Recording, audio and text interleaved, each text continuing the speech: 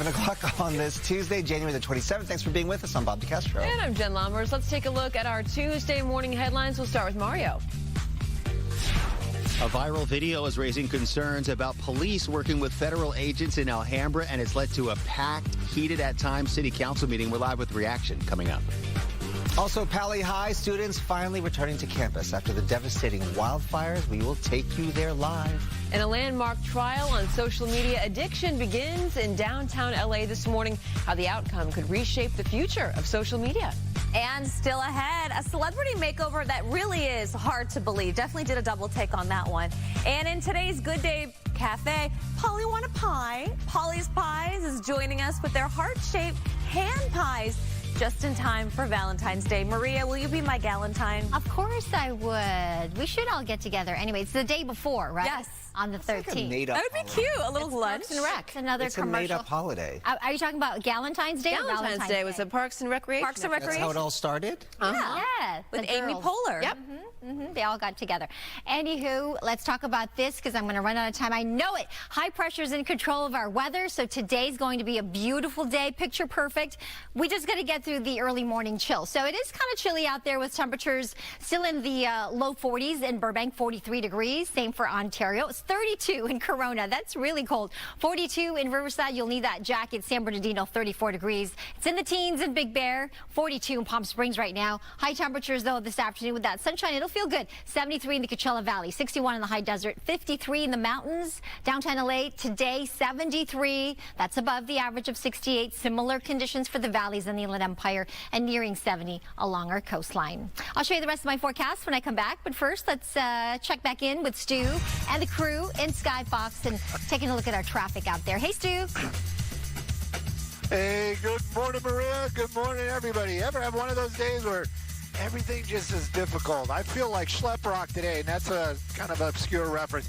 Let's take a look at the drive time. This is going to be the 110, and we're going to be in the San Pedro area and maybe up in the Wilmington, but it is out here, that 110, looking like a fantastic drive. Northbound, southbound, the ride from the San Pedro area up to the 105, fantastic. Now, if you're staying north on that 110 freeway, definitely give yourself extra time through the South Los Angeles area. Southbound lanes from the 105 all the way down to San Pedro, wide open, moving well. Sending it back to y'all in the studio. Good morning. Good morning, Stu. Thank you so much. We do have breaking news that we're following in Chatsworth. A copper wire thief suspect has been caught after crawling down a manhole. Sky Fox overhead as the man was taken into custody.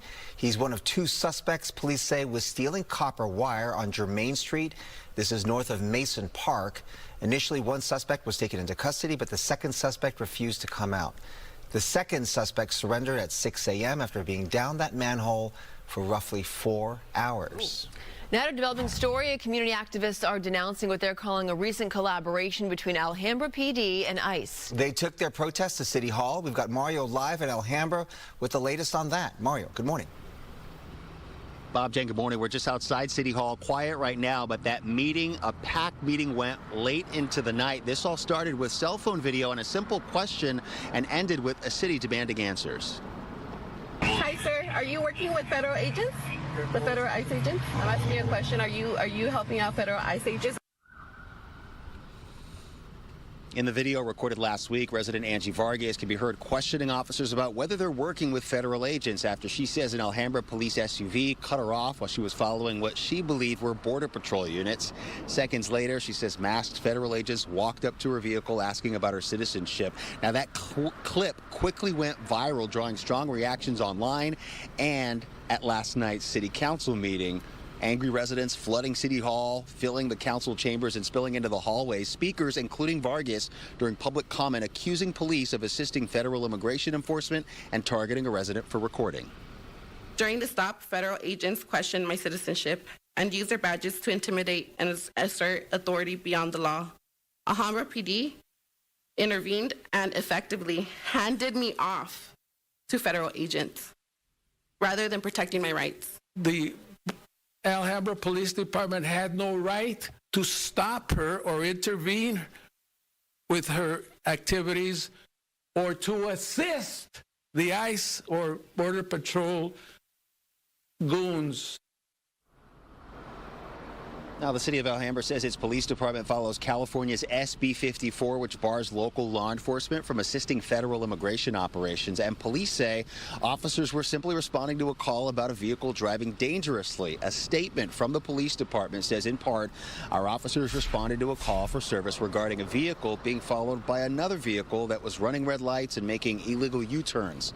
Officers parked their vehicle in between both parties to help with de-escalating the situation, end quote. Now, we can tell you there were some disruptions during last night's city council meeting, and many who attended last night also calling for that Alhambra police officer to face disciplinary action. But city leaders, what they did last night was promise a review of that incident. For now, that's the latest here in Alhambra. I'm Mario Ramirez. We'll send it back to you. All right, Mario, thank you. Well, after weeks of protests and violence, the immigration crackdown in Minnesota may be easing up. Doug Luzader joining us now live from Washington this morning. We are days away from yet another possible government shutdown. Any movement there at the Capitol? Well, as far as the possible shutdown is concerned, it just doesn't seem all that clear to me how we avoid it at this point.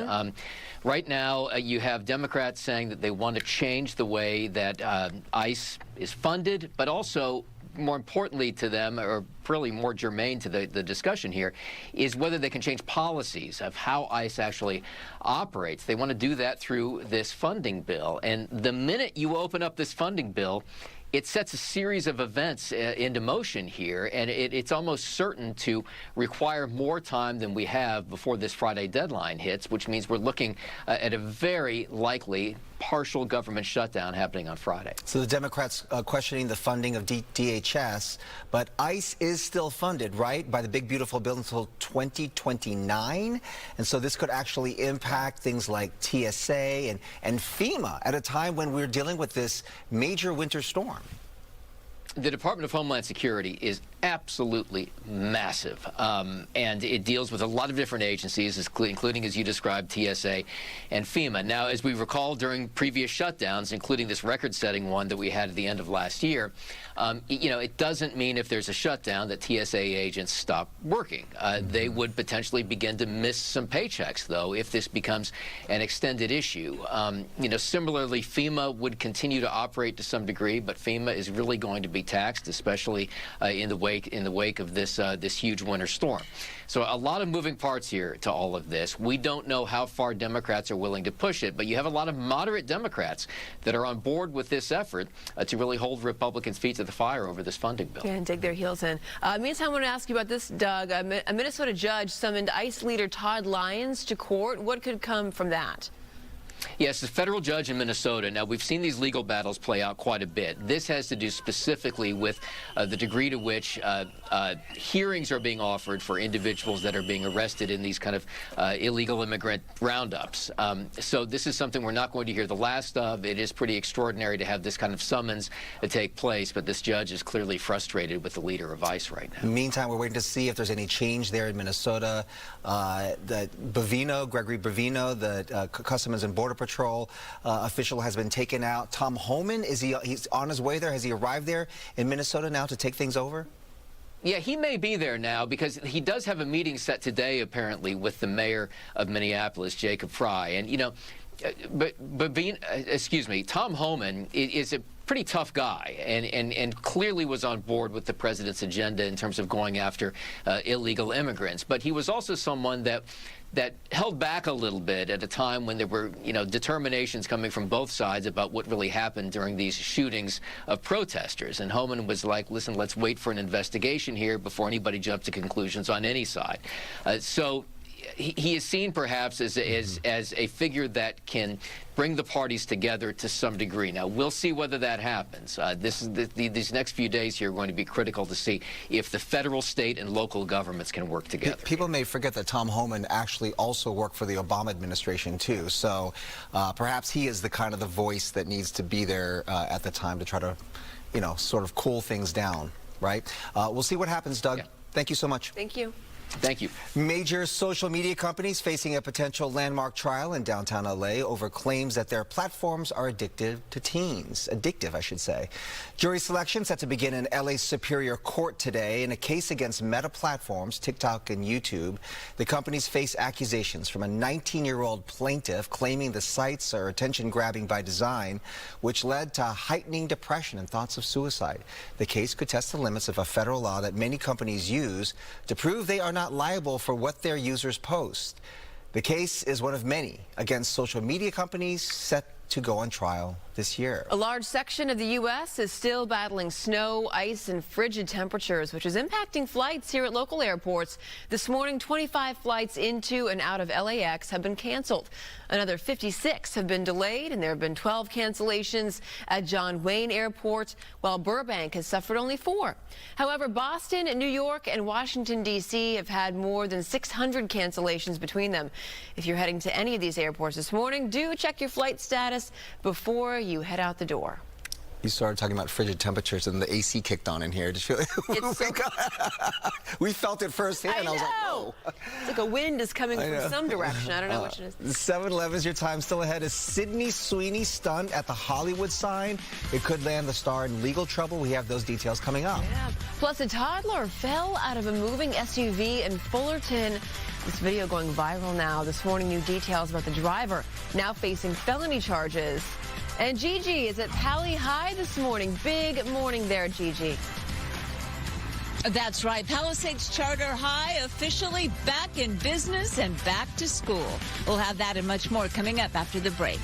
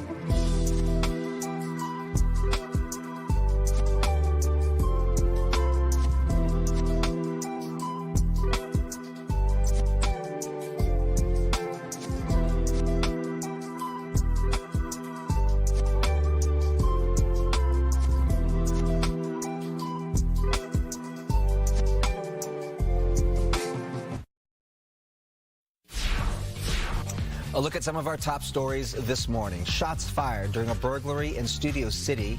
It happened a few hours ago in the 1100 block of Laurel Crest Drive. Police say it was the homeowner who shot at suspects. We don't know if anyone was hit.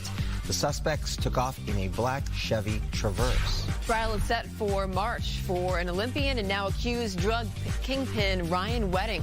During his arraignment yesterday, Orange County prosecutors say the 44-year-old ran a billion-dollar cocaine empire, trafficking more than 60 tons of drugs and working with the Sinaloa cartel. Wedding has pleaded not guilty. Thousands of nurses and healthcare workers at Kaiser returned to the picket lines this morning for day 2 of their strike. 31,000 healthcare workers are striking, demanding better staffing and fair contracts. Kaiser says it offered a 21.5% pay increase. The workers plan to stay off the job until their demands are met.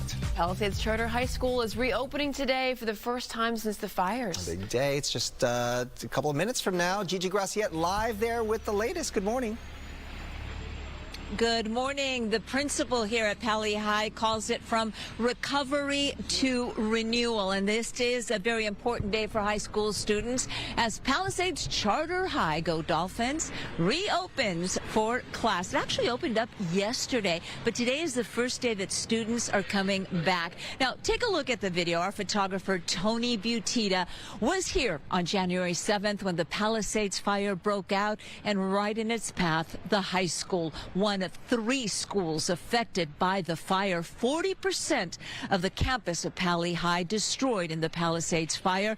And since the fire was out, well, LA Unified has been busy getting back to construction and so much testing to make sure the campus is safe for students and staff to return to. And they say the campus is safe. The data has been studied, and they are assuring parents it's safe to come back. Now, students have been at the old Sears building in Santa Monica. That's where they were at classes. But today they get to return to their beloved campus. So certainly a big day in the recovery of Pacific Palisades. Of course, we're going to be following the story right here on Good Day LA. For now, I'm Gigi Graciette. I'm going to send it back to you. Coming on home. The excitement's building. Thank you, Gigi. Thanks, Gigi. Good day to come back to school, right, Maria? Weather-wise, I mean, most definitely. Grab that jacket, kids, before you head out the door. It is chilly. You saw Gigi had her jacket on for sure. Here's a live look outside right now, courtesy of Stu and the crew in Sky Fox, checking out the basin. We've got mostly clear skies, and that's one of the reasons why it's kind of chilly, a little bit colder this morning than yesterday. The heat we were able to absorb yesterday is just able to radiate up into the atmosphere much more quickly. But the good news is high pressure still in control. That's going to keep us nice and dry. The offshore flow will stay with us through the week, and it's going to continue to keep that storm track well away from us. So really a picture perfect day today and the week ahead. There might be some clouds trying to get through, otherwise really going to stay dry. In fact, it's going to warm up as we get into the end of the week, and the first part of the weekend we'll get to the 80s. No storms expected through at least the next 10 days is what we're seeing on our long range models as high pressure just continues to dominate here on the west. 73 for downtown LA today for that high temperature, so that's slightly above the normal of 68. 75 in Indio, 70 in San Diego, and if you're headed to Las Vegas today, a high of 61 there. Anaheim, we've got plenty of sunshine, getting up to around 74 at 2 p.m. Then some clouds trying to get in there around 72 later this afternoon. And then Laguna Beach, we've got some clouds certainly there hugging the coast in South OC, getting to around 67 at 2 p.m. And up into the mountains, it's cold right now, but it will feel nice to be out and about with all that sunshine expected in Big Bear, getting to around 49 degrees later at the lunch hour, 12 to 1 p.m. later this afternoon. All right, stay with us. We'll be right back after this quick break.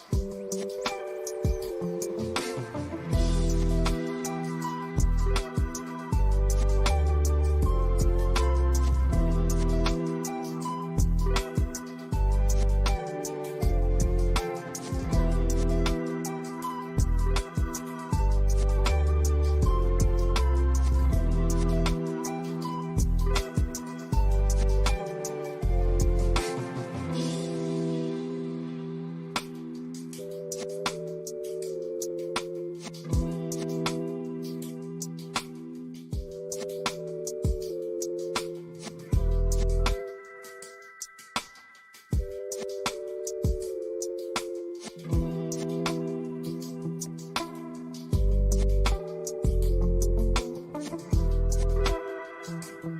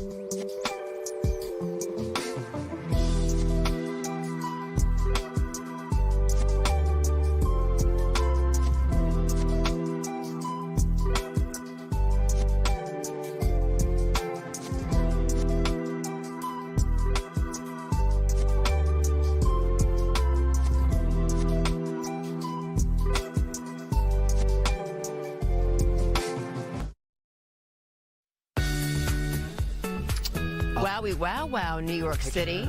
Nice What's the temp there? Nice Do we and know? clear, but 18 degrees. Ho ho! And wind chill at -4. Oh my gosh! See that I remember those days. You look outside, it's deceiving.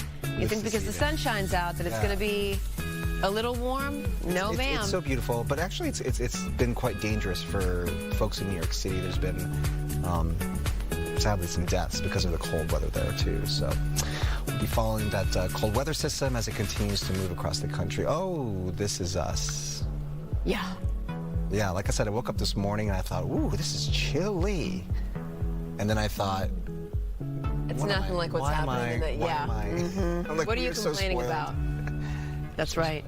Feel a little guilty, but not really. Super Bowl 60 in Santa Clara is just 12 days away, and Levi Stadium is getting a fresh new look for the big game. Look at this. New signage and structures are in place. At the same time, transit officials are making sure out-of-town fans can get around smoothly. Santa Clara Valley Transportation Authority announced they have tuned up their system, improved ticketing, and stepped up security with a dedicated emergency operations center. Also, fans leaving the big game will be able to depart from 2 separate light rail stations, cutting wait times in half. We expect to carry about 25,000 fans to and from the game, more than we moved during the Taylor Swift concerts in 2023, and that's historic ridership. Downtown San Jose is also prepping for the influx of fans. City officials unveiling what they're calling the locker room, part visiting center, part merchandise store. It will also feature community space and a free podcasting studio. Festivities kick off next Monday. One of the oldest restaurants in LA is closing this March, but it may just be temporary. Tex opened 99 years ago downtown, later moving to Echo Park in the 1960s. The beloved French restaurant, known for its steak frites, has been struggling for years and just announced it will shut down on March 29th, but with hopes to rebuild and reopen by 2030. Wow. Some of its employees have worked there for a half a century, and many customers have made core memories there. Well, Disney CEO shares new photos from the future sites of its theme park in Abu Dhabi. Bob Iger sharing these photos on Instagram, saying there's lots of work ahead, but he called it all very exciting. It'll be on Yas Island. Yes. A man-made island 20 minutes away from downtown Abu Dhabi. This will be Disney's 7th global theme park and the first in the Middle East. The park will have a castle and modernized versions of some Disney classic rides, along with new attractions tailored to the climate and the local culture. Disney says the waterfront resort will be its most tech-forward resort yet. Wow. I just think I saw pictures there of the castle. It's just like a completely different looking castle, like a modern looking structure. Yeah. Interesting. We'll have to see. 7:25 is your time, still ahead. The doomsday clock has just been updated. How close experts say we are to the end of days. Can't wait to find that out. Also, Fox 11 is co-hosting a gubernatorial debate on February 3rd. I want to let you know about this. We are teaming up with our Bay Area sister station, KTVU, and the Black Action Alliance to host the race for California governor. We'll broadcast it live here on Fox 11 from 5:30 to 8, and we'll stream it on the Fox local app. Our very own Marla Tellez will serve as one of 3 moderators. And we want to hear from you. Scan that QR code. Send us your questions. Submit a question for the candidates. This is about you. More information online at foxla.com. We'll be right back.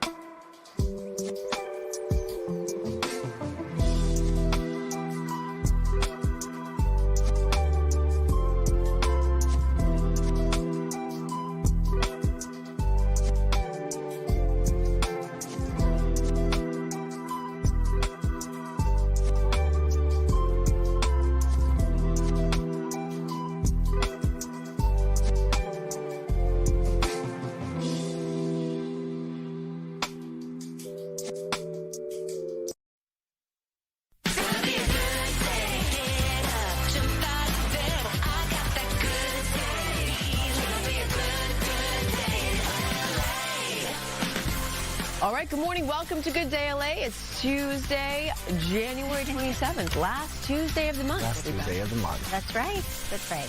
We are starting a new month coming up on Sunday. Uh-huh. I know. The older we get, the faster time goes. It's you know. true. It really does. We have a that is a faster thing, sense right? of timing. Yeah, it is actually a real thing. I'll talk to you about a game that I would play with my friends a little later, but for now. But it does speak to how old you are and your perception of time. Anyway, good morning to you on this last Tuesday, yes, of the month of January. We've got beautiful conditions outside right now, sunshine, and the slight offshore flow, giving us some breezy conditions at times through the usual wind-prone areas, especially later this week. However, no wind advisories, and in fact, you can see mostly calm at the moment, but generally coming from that northeasterly direction. We are anticipating 70s today. today. Really a beautiful, picture-perfect day, and it will warm up a little bit more as we get into Friday and Saturday. And as far as when it's going to rain again, looking at the computer models, at least through the first week of February, possibly into the second week, this continued dry weather pattern will be with us. 75 degrees was the high temperature yesterday, so we'll be close to that today. We're thinking maybe 73. It's a good thing we got all that rain earlier this month, as well as what we got in October and November, because we still actually have a big surplus of over 7 inches. So we're still doing okay for the season. 73 for downtown expected today. That sunset time at 5:19 this afternoon. Here are the highs. Pretty nice, actually. 75 in Corona and Riverside. 71 in Santa Ana with partly to mostly sunny skies. 71 in Santa Monica. 73 in Woodland Hills to nearly 70 in Santa Clarita. When I come back, I'll show you the 7-day forecast plus your pictures in today's TV shout-outs. But first, let's head back to Stu and Skyfox. Get another look at our freeways and the commute on this Tuesday. Hey, Stu. Hey, Maria, good morning to everybody. And if the 101 drive is your drive this morning, it's going to be a tough one, especially if you're going to go through the Echo Park area. Do love the Echo Park, maybe even from the freeway, you can enjoy some of the views. And you're going to have a lot of time doing it because it is very slow moving. You're really hitting the brakes in the Hollywood area just as you're making your way over to Melrose off-ramp, and then it's very slow and go as you make your way over to the 110. If you pass that 110 and you continue on the 101, the ride gets better. And that graffiti, well, that's another story. It's pretty much gone. Northbound from the 110 out through the Hollywood area and beyond. Actually, and oddly enough, a good drive this morning. Take a look at that. It is actually really open and moving well. Nothing slowing you down. If you're getting from the city to the valley, it's wide open and moving well. Sending it back to y'all in the studio, and good morning. Good morning, Stu. All right, now to a developing story. The Alhambra Police Department is being accused of working with ICE agents. Yeah, Mario Ramirez is live in Alhambra with the details. This has led to some protests, Mario. Good morning. Yeah, that's right. And frustrated residents sounding off at last night's city council meeting here in Alhambra, all tied to a viral video. And what happens in the video may just last minutes, but reaction is still unfolding this morning. Hi, sir. Are you working with federal agents?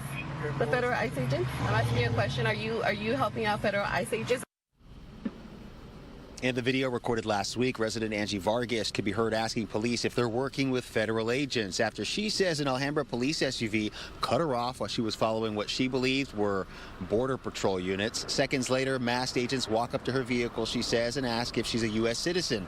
Now, that clip drawing strong reactions online and at last night's city council meeting. Angry residents flooding City Hall, filling the council chambers and spilling into the hallways. Several speakers, including Vargas, during public comment, accusing police of assisting federal immigration enforcement and targeting a resident for recording. Alhambra PD intervened and effectively handed me off to federal agents. What happened last week with Angie was a flashpoint. And when these moments of crisis happen, it's an opportunity to be bolder. To see the scenario of what's occurring now is surreal, I must be honest.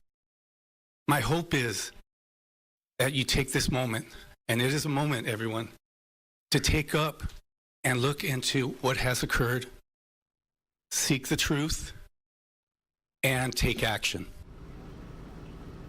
The city of Alhambra says its police department follows California's SB 54, which bars local law enforcement from assisting federal immigration operations.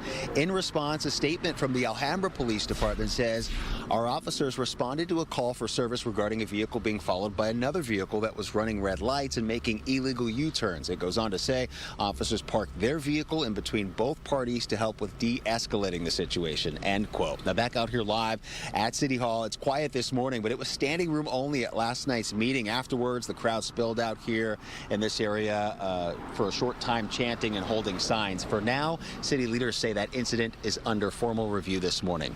Live here in Alhambra, I'm Mario Ramirez. Back to you. All right, Mario, thank you. Anti-ICE protests across the nation are not slowing down. In fact, not even below zero temperatures are keeping people away. Thousands of people have been out in the streets, marching for hours, battling snow and weather conditions. Thousands of people are also calling their local officials, asking them to push back and vote no on a DHS spending bill. We're seeing some action, too, at the local level. Dozens of mayors from the cities all across the country, including Los Angeles Mayor Bass, have filed a lawsuit seeking a temporary restraining order against federal immigration operations in Minneapolis. The lawsuit alleges violations of the 10th Amendment. The 10th Amendment basically limits the federal government's powers by safeguarding the rights of states and its citizens. Mayor Bass posting this about the lawsuit on X, saying in part, "The United States should be the world's leading democracy. We cannot allow the federal government to turn American cities into war zones and terrorize our communities." She went on to say Los Angeles stands firmly with Minneapolis and St. Paul, and with every city defending our citizens' civil rights and civil liberties. A video we're going to show you here going viral on social media. Really scary. A toddler falling out of a moving SUV. Look at this. The 19-month-old child was hurt but is expected to recover. That's from dash cam footage in Fullerton last week of that fall. It went viral, leading to a witness to report this to police. Investigators identified the driver as 35-year-old Jacqueline Hernandez of Alhambra. Fullerton police say she is now in custody, facing felony child abuse charges. She is set to be arraigned later this morning. Authorities say that the child was not in a car seat. Or in the back seat. Oh, right? Because the passenger door opened. What is? Yeah. All right, so it's the end of an era for Southwest Airlines. Assigned seating begins today. That ends the airline's 50-year open seating policy. You can't choose your own adventure anymore. Yeah. When booking your next flights, you'll be able to decide where you want to sit. There will be different pricing options, including extra leg room, preferred, and standard seating. If you choose Southwest's basic ticket option, you'll be assigned a seat at check-in and will board last. Oof. And that leads us to our poll question of the day. What matters most when you're picking an airline? Ticket price, fees, route trip time, comfort, amenities. I don't know why that's so small. The font is so small, but also so important. It's like and leg room. airport location. Yes, Small. leg room, a TV. Yeah, right? It's like, it's just mean that you have to pay for more leg room. You know what I mean? Like, just give everybody more leg room. Yes, this is where we are now. It's not that easy. They make us pay more for bag fees, and what are we paying for? Right. The bags are going in the same plane. They're all going on the airplane with us. Also, I always question why you're paying more if a bag weighs more. It's going on the same That's plane. exactly what I was saying. Are you extending the plane? Like, I don't understand. What's the extra Doesn't make any money sense. for that? No. They've said because of Ozempic and GLP-1s that Legit, that's right. That airlines are saving money on fuel. gas. This is On wild. fuel. Yeah. Wow. Yes. Wow. Good morning. Good morning. It's Grammy week. Yeah, it is. Excited for the Grammys this weekend.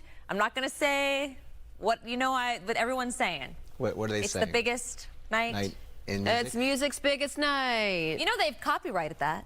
Have they really? The Grammys. So no other music award show can say it's music's biggest night. Oh. That's right. It's like the Super Bowl. They've copyrighted that too. So like. It's football's biggest night? No.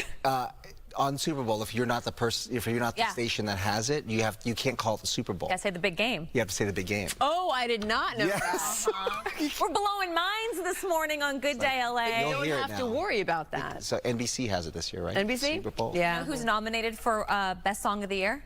Billie Eilish for Okay. Wildflower. But she's up against Lady Gaga, Kendrick Lamar, Bad Bunny. But whether she wins Song of the Year or not, she's winning this year because fans have been waiting for her upcoming concert movie directed by James Cameron. And it was so close to debuting in March, but now you may have to wait a little longer. Keyword, may. That's James Cameron. No one shot a concert film on this scale before. We're using tech that's never been used before. Can't wait. Tour is so brutal. I like to have a puppy room to like go chill in. I'm doing this on my next movie for sure. Right? Move over directing music videos. It's all about directing 3D concert movies now. Concert films are all the rage. And the release of Hit Me Hard and Soft, the tour, live in 3D, was originally scheduled to arrive in theaters on March 20th, and now it's been pushed back to May 8th. James Cameron sharing, "We're refining the cut, dialing in cool new 3D tech, adding some special behind the scenes we know you'll love."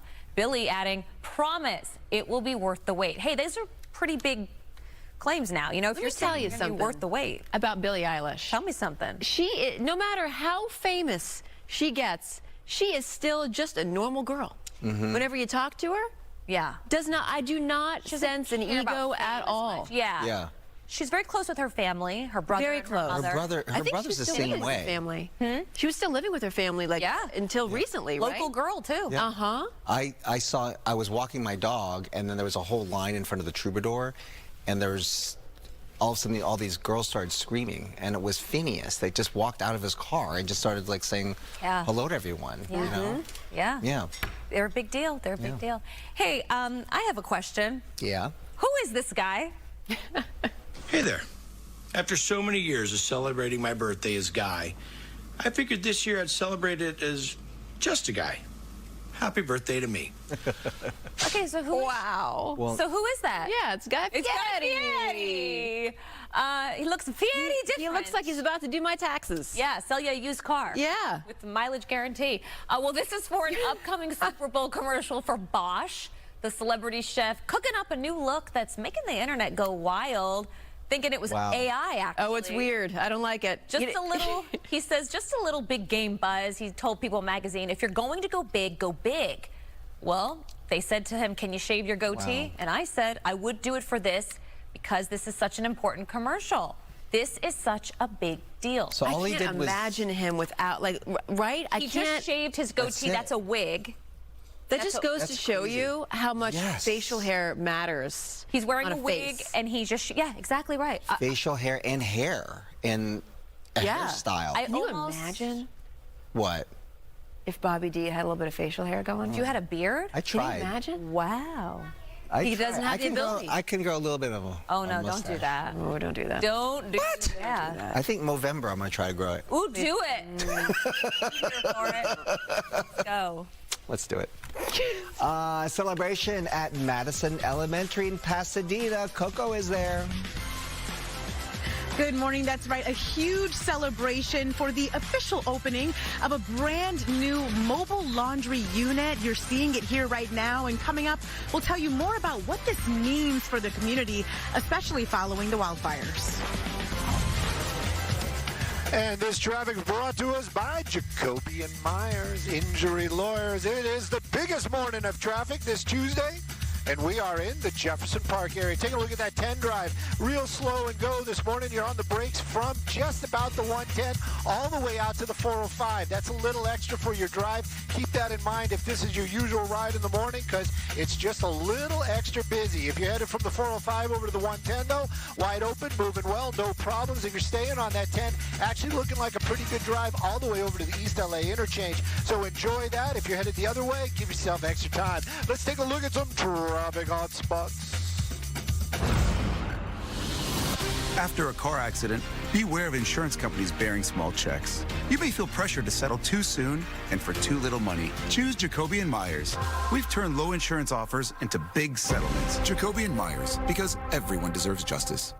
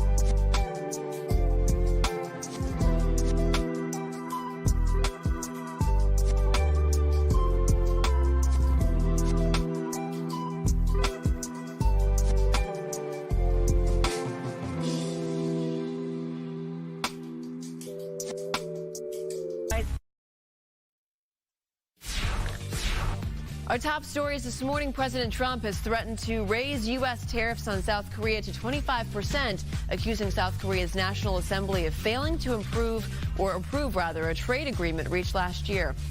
South Korean officials say they are continuing talks, but warn the move could strain trade relations. Jury selection begins today in California for a social media addiction case against Meta, TikTok, and YouTube.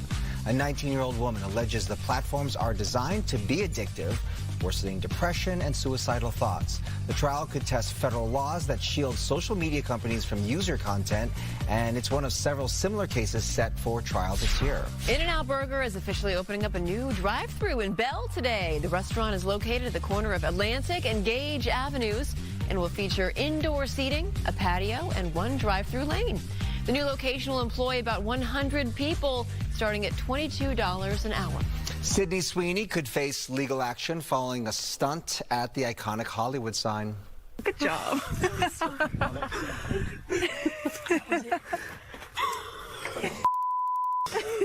Okay.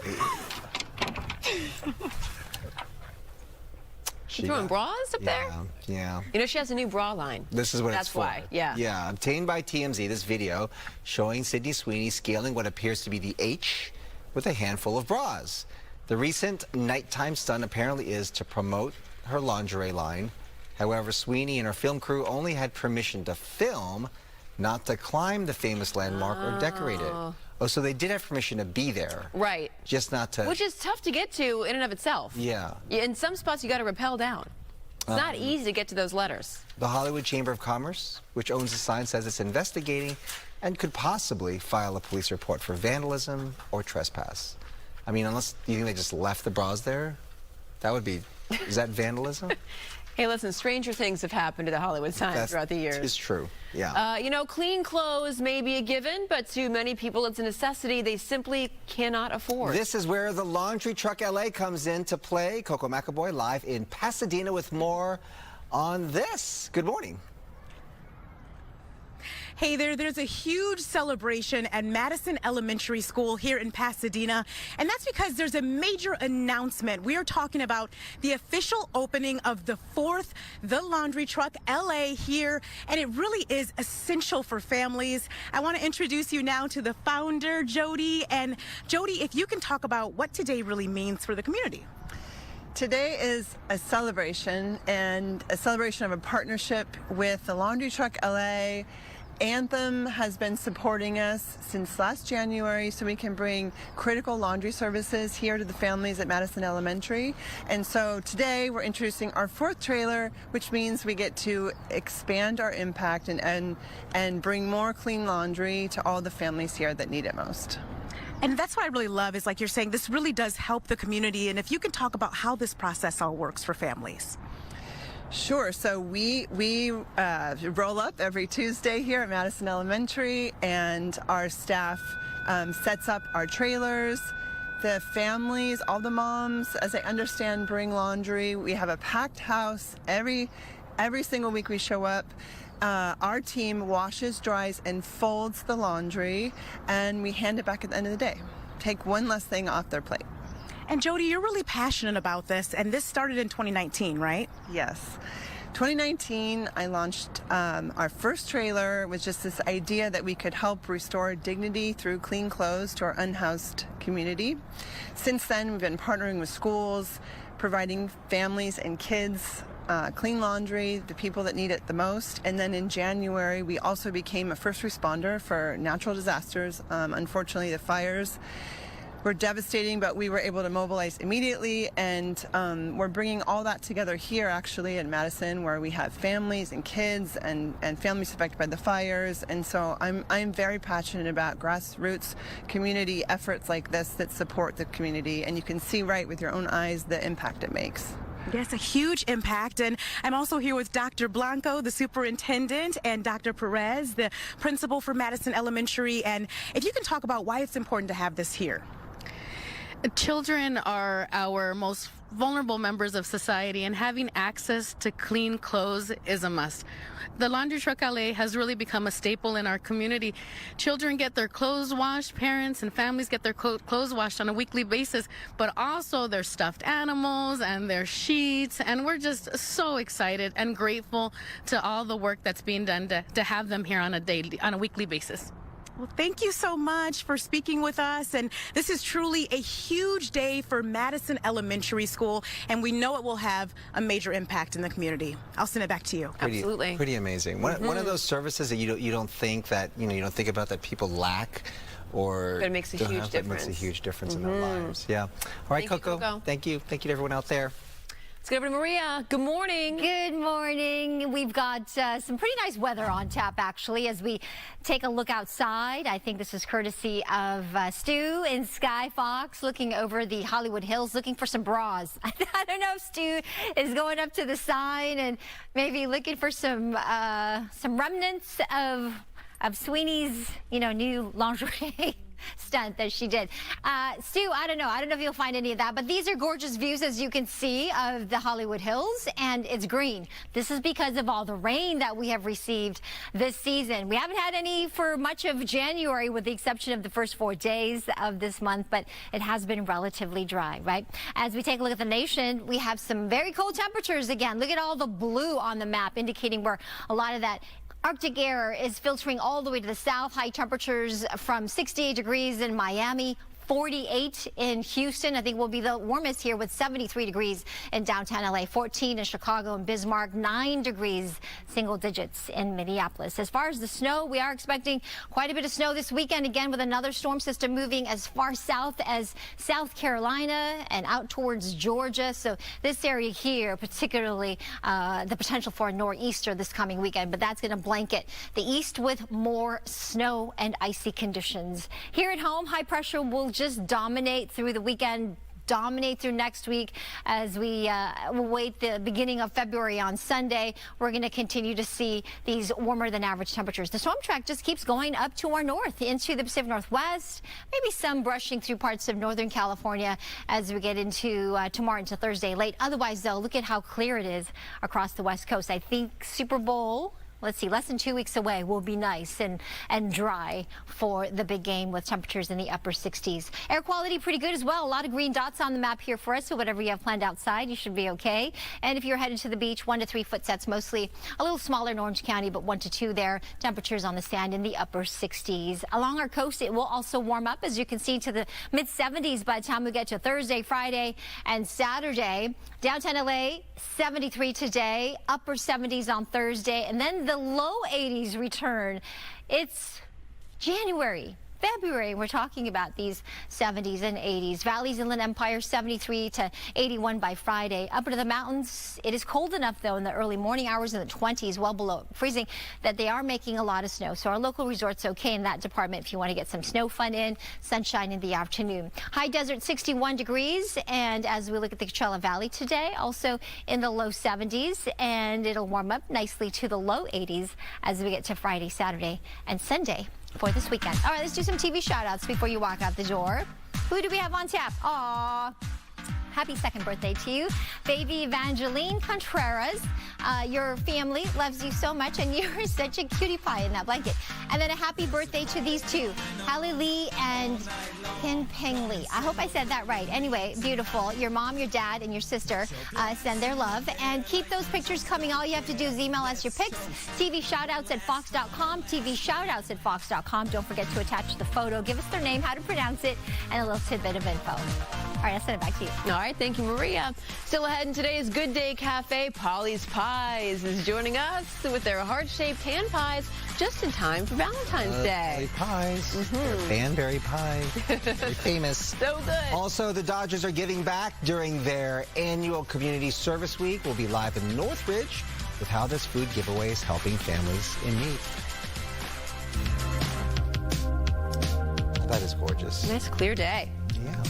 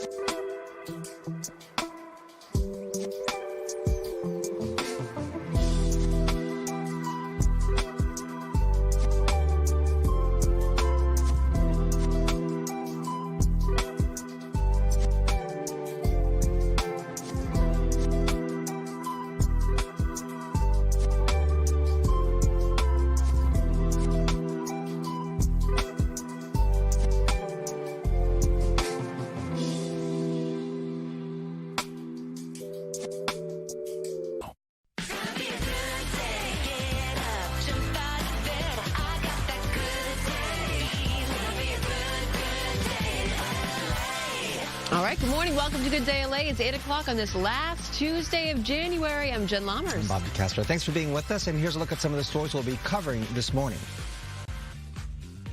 Come on, man. I'll give it a try. What the hell? Catherine, go ahead. Mr. Gomber also. Outrage at a local city council meeting as people learn their police department may be working with ICE agents. We'll have a live report. And it's a big day in the Pacific Palisades. Pali Charter High is reopened. Welcome back. We missed you. Everybody missed. Everybody back to school. So good to see them back there. We'll check in with you, Gigi. Thank you. Also, a landmark trial on social media addiction begins in downtown LA this morning. What this could mean for the world's tech giants. First, let's get to Maria with a check on the weather. Yeah, let's talk about our very pleasant weather, actually. Outside, lots of sunshine, high pressure still in control of our weather. Really keeping the storm track away. You can see all the cloud cover well offshore. Temperatures right now still on the chilly side. You'll definitely need the sweatshirt, the light jacket as you head out. Look at Corona, still in the 30s. It's 45 degrees in Riverside, 48 in Santa Ana, 54 in Santa Monica. Oxnard is 46 degrees. Still in the teens in Big Bear, to that 45 degrees in Palm Springs. High temperatures this afternoon. Expect plenty of sunshine, so it'll get to around 73 in the Coachella Valley, 61 in the high desert, 53 eventually in Big Bear up into the mountains. Downtown LA today, 73, similar for the valleys and the Inland Empire, above normal to the upper 60s there at the coast. How long will this pattern last? I'll let you know coming up in my complete forecast. First, though, let's check back in with Stu, get another look at our commute before you head out the door. And, well, one side of this freeway slow, the other side is moving nicely. Where are you, Stu? Hey, good morning, Maria. Yeah, I'm always getting distracted by shiny things. We're following some cars there. But this is going to be on the northbound 405. Looks like the carpool lane might be off limits. It's not. There's no problems out here. Looks like Caltrans setting up signs for the southbound lanes. I'm not sure exactly what's going on, but I can tell you they're not letting you get into that carpool. Now, this is going to be on the northbound 405, usually wide open, moving well. This morning in the Van Nuys area, just a little extra time as folks are getting out of there, creating a little bit of a backup right there in the middle of Van Nuys. Now, southbound, you know the drill. Coming away from the 118, kind of stop and go, but it really is stop before you get to the go, and that go is going to be all the way at Sunset. Take a look at that. At 405, really backed up this morning. Tuesday, big day for the freeway. Give yourself extra time if the southbound 405 is your ride. Sending it back to y'all in the studio, and good morning. Good morning. Morning, Stu. Thank you so much. Palisades Charter High School reopening today for the first time since the fires. Big day there. Gigi Graciette is out there as class begins. They're coming home. You know, schools are the center of a community, and here in the Palisades, they lost schools, supermarkets, churches. So today is a huge day, not only for students, but for the entire community. Joining me now live, the executive director and the principal of Palisades Charter High, Dr. Pam McGee. It's like a party here this morning. I've never seen students so happy to be coming back to school. No, it's an amazing thing, but our students love their school, love their campus, so it's a wonderful day to be able to welcome them all back. How hard has the last year been? It's been a challenging one. I think we've all had that opportunity to do reflection over what has our journey been.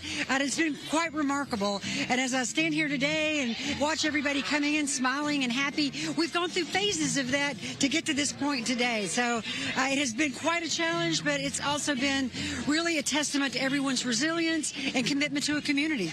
And we have some video, if we can roll that video of the Palisades fire, January 7th. Dr. McGee, our photographer, Tony Butita, was actually here when the fire hit the school. And it was so emotional, even for him, he's a dad, to see the school burning. About 40% of the campus was destroyed by the fire. That's correct. And the entire campus was impacted by smoke and debris. So all students and the whole campus, of course, were impacted by that devastating fire.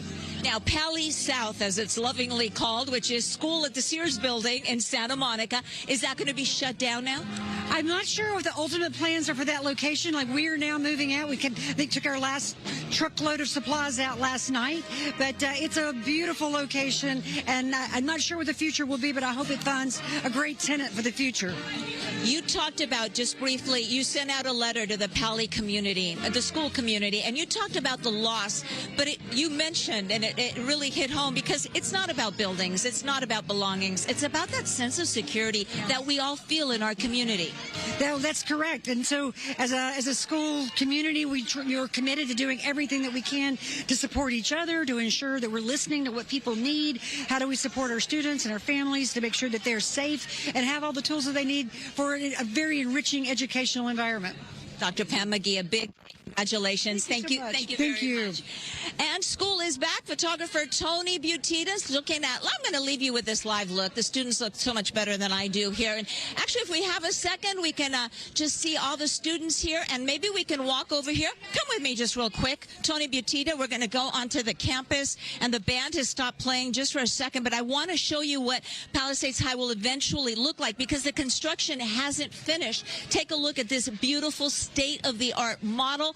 This is what it will look like when the construction is completed. Right now, there are a lot of temporary buildings here on campus. This was the scene on January the 7th and 8th. I was here on the 8th and watched the school burn along with a public library, the churches. It was such an emotional day, even for those of us who don't call the Palisades home. So you can just imagine how emotional today is. And there you've got the band is all set up. So a big day here. Students are really happy to be back at school, at their educational home. I'll send it back to you.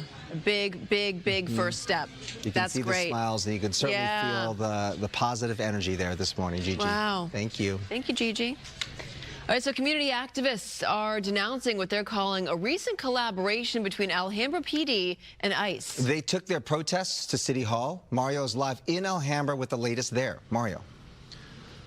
That's right, just outside City Hall. It is quiet right now, but it was a packed house last night, standing room only, and that large turnout tied to a viral video raising concerns about local law enforcement working with federal agents here. Hi, sir. Are you working with federal agents? The federal ICE agents? I'm asking you a question. Are you helping out federal ICE agents?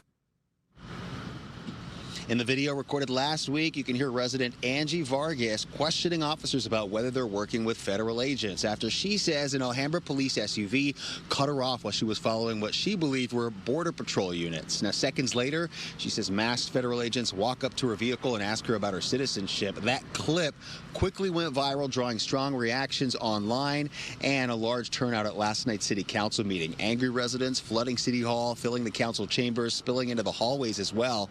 Speakers, including Vargas, during public comment, accusing police of assisting federal immigration enforcement and targeting a resident for recording. During the stop, federal agents questioned my citizenship and used their badges to intimidate and assert authority beyond the law.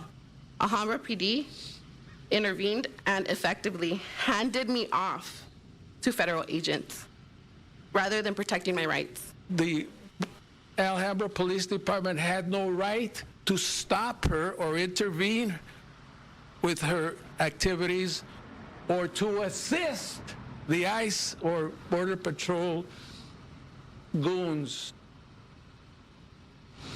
That was Vargas's attorney you heard there. The city of Alhambra, meanwhile, says its police department follows California's SB 54, which bars local law enforcement from assisting federal immigration operations. And police say officers were simply responding to a call about a vehicle driving dangerously. A statement from the police department reads in part, our officers responded to a call for service regarding a vehicle being followed by another vehicle that was running red lights and making illegal U-turns.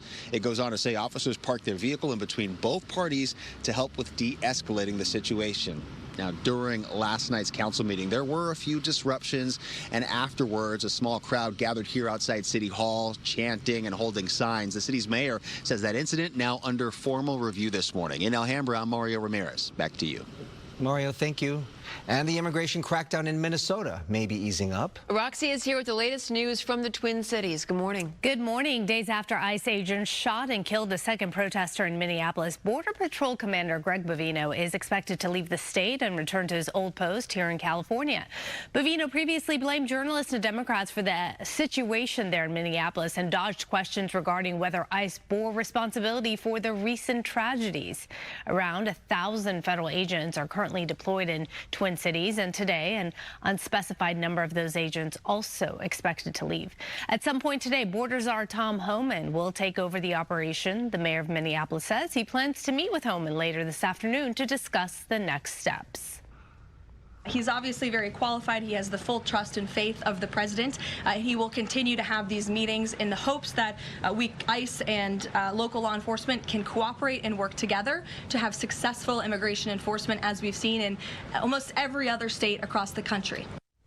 Homan previously worked as acting director of ICE in President Trump's first term. He also received an award from President Obama back in 2016. This comes as Minnesota's chief federal judge there ordered acting ICE director Todd Lyons to appear in court on Friday. The judge says ICE has repeatedly delayed or ignored dozens of court orders, threatening possible contempt proceedings. Back to you. All right, Alexia, thank you. Watch developments there very closely. We appreciate it. Still ahead, trial begins today in downtown LA over claims that social media platforms are addictive and harmful to teens. We will have a preview on this first day. And a celebration at Madison Elementary in Pasadena. Coco is there. Good morning. That's right. The Laundry Truck LA has now officially opened a 4th mobile trailer. We'll tell you why these are so essential to the community from Madison Elementary School.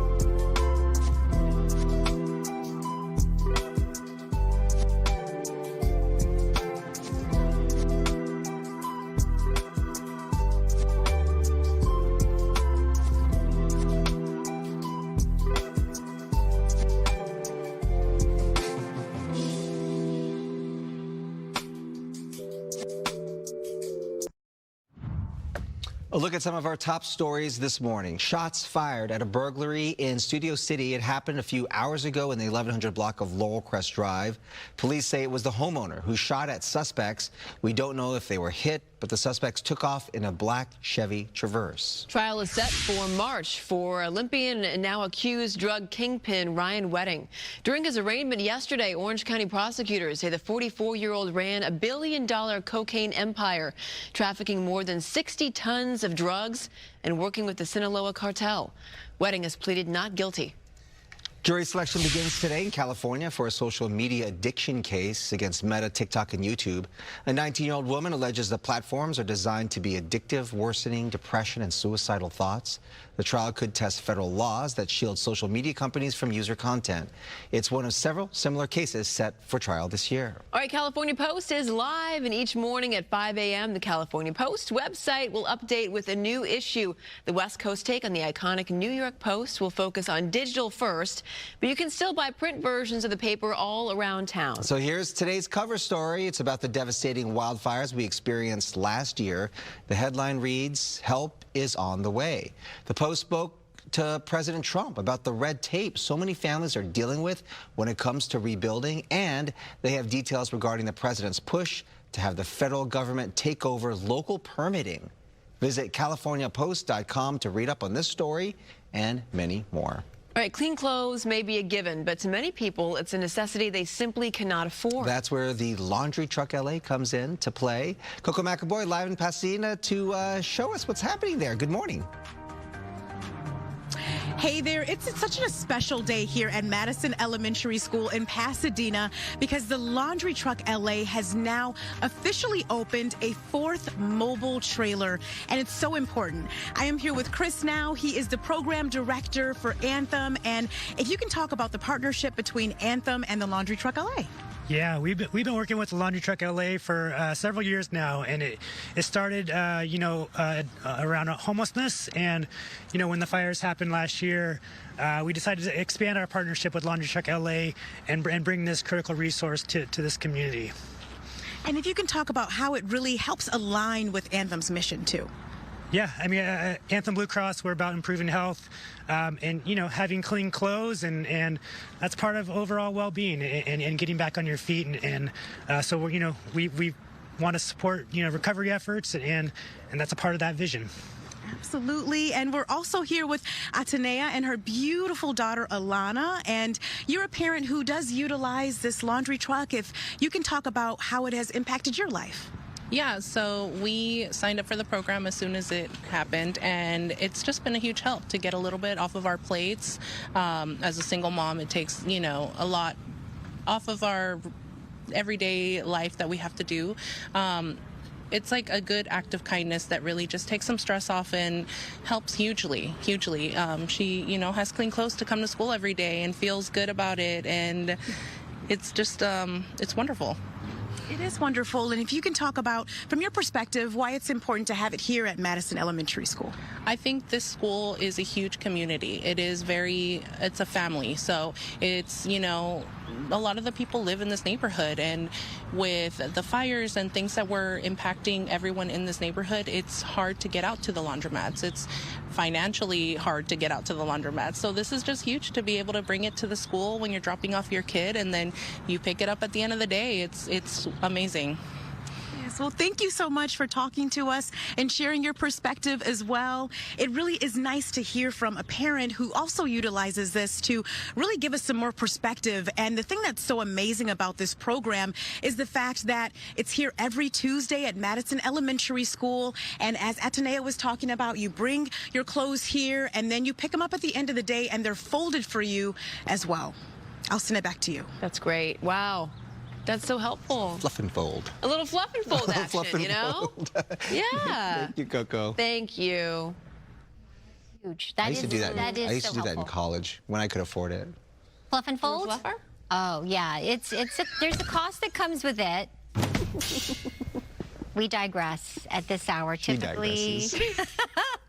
But yeah, that is a wonderful, wonderful I used to pay for the service. Not the fluffing service. I'm gonna take over now. You do that, Maria, please. Okay, yes. No, cut his mic. Cut his mic. Oh, no. All right, 54 degrees right now downtown LA. We've got sunshine. It's very, very pleasant outside right now. It's jacket weather. It's chilly, and then it'll warm up nicely under all this sunshine. We've got an area of high pressure keeping the storm track well to the north. Watch what happens here with our computer model. That low just keeps on going into the Pacific Northwest. High pressure will, in fact, strengthen as we get into Friday, Saturday, and so that will help produce the 80s. I know, it's the end of January, and we're talking about June, July weather here with the sunshine. As far as when the next storm is headed our way, I mean, it's still winter officially. When is it going to come back, right? Those storms, I'm not seeing any in the long-range model, at least through the next 10-plus days. According to the Weather Prediction Center, at least through February 9th. is the earliest we could see maybe a change in our weather pattern. Until then, it will stay dry. 73 today for downtown LA, 75 in Indio, 61 in Las Vegas. Here's your day planner for Riverside. We've got plenty of sunshine, temperatures in the low 70s. And then we'll get some clouds rolling back in the evening hours. Laguna Beach kind of sucked in with the clouds this morning, but we'll see kind of a mix of sunshine and some clouds a little bit later. And then perhaps getting up to the upper 60s. Anaheim, lots of sunshine, 73 degrees at 2 p.m. And the Marine Lair trying to get back here a little bit later this evening. And then Big Bear up to 50 degrees. Back to you. We're going to right back to Pali High. Wow. Gigi's there where students will be welcoming back to the school. Good morning. That's right, a huge welcoming committee. We've got parents, we have members of the community, friends, relatives, everyone here outside Pali High welcoming back students with their signs. They're going back to Pali. We love our dolphins, just reading some of them. Welcome back, Pali. Welcome back, we missed you. This is so exciting, not only for students who have called Palisades High School home, but for freshmen. They are so excited. We spoke to some kids. They told us they grew up in the Palisades. And of course, in junior high, you're all excited. You're going to go to Palisades Charter High. And then 40% of the campus burns down in the now infamous Palisades fire. So these kids were so disappointed they weren't going to be able to start their freshman year at Palisades High. But LA Unified, they worked really hard. They've gotten these temporary buildings back up now. And those freshmen that we spoke to, and I can tell you, they were so excited. We're going to hear from them later on in Good Day LA, but they're so happy that their first day of high school is going to be here and not at Pali South, which is the old Sears building in Santa Monica where students were transferred to continue their education. And there's another group of students arriving to this welcoming committee. We met one lady we were speaking to. Her house burned down. She took the Army Corps of Engineers sign that they put on her lawn that the ground had been inspected, and she made a welcome back sign to Palisades High School. So that's the latest. We're going to have much more on this back to school day here in Pacific Palisades. I'll send it back to you. All right, Gigi, thank you. Go Dolphins. You're coming back. We love it. Home. We'll be right back.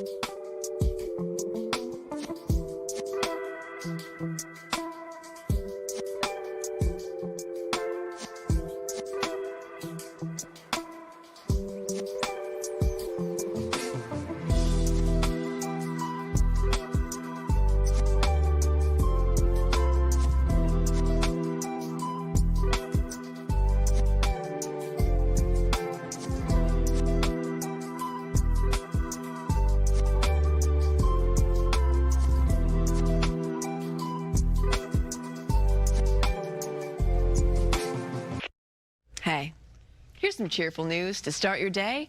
The world's top atomic scientists have just set a new time for the so-called doomsday clock. Every second counts, and we are running out of time. It is a hard truth, but this is our reality. What? These actors? Oh, it is. It is now 85 seconds to midnight. This is the closest the world has ever been to midnight. What? I don't even know what that means. Are they actors? So serious. This annual tradition dates back 8 decades to the dawn of the nuclear age. It's a symbolic representation of how close humanity is to destroying the world. Midnight represents the moment at which people will have made Earth uninhabitable. Well, today the scientists set the clock at 85 seconds to midnight, the most dire setting ever. This year, emphasizing dangerous advances in what they call disruptive technologies like AI. We need to invite those people to happy hour or something like that. They just... Come on, have a cocktail. Right? Right? Seriously, lighten If it's gonna up. happen, by the way, if it's gonna happen, I just want it to be quick. We are. Right, let's just in my sleep, ideally. Nice to know That's you. right. Still ahead, we've got Brooke in Northridge, where the Dodgers are giving back. Hey there, we're back at Christie's Foundation. We love it here for another big giveaway, food giveaway, taking care of the community. I'll tell you what they are doing exactly and how you can help when we come back.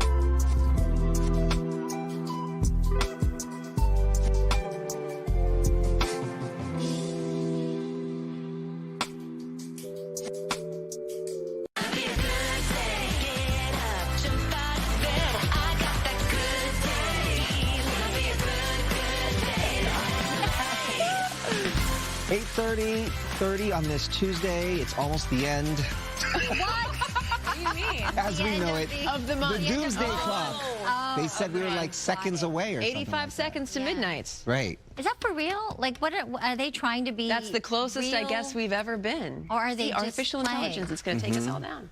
Right. Good morning. Good morning. Nostradamus has gone over. Cheerful morning. But a bright sunny day. We started talking about doomsday because of that story before. That doomsday clock. Right. Well, Avengers Doomsday is coming out in December of this year. Okay, well, Maybe that's what they meant. That's what they're talking about. Yeah. Yeah. Okay. We could use the Avengers right now. We really could. I could give you the forecast. That's good. I can be precise about You'd that. be the Scarlet Witch. Yes. Oh my gosh. She sounds sexy. I'll do it.